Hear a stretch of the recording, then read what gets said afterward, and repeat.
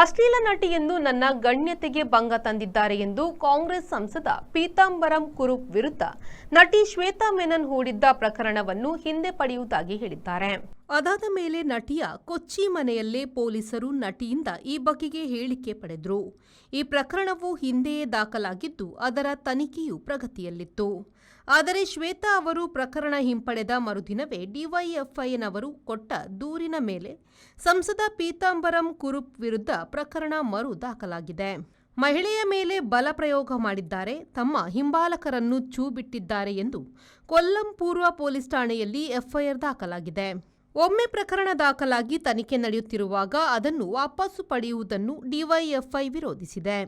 ಶ್ವೇತಾ ಅವರ ಮೇಲೆ ಒತ್ತಡ ಹೇರಿರಬಹುದು, ಪೊಲೀಸರು ತನಿಖೆ ಮುಂದುವರಿಸಬೇಕು ಎಂದು ಅವರು ಒತ್ತಾಯ ಮಾಡಿದ್ದಾರೆ.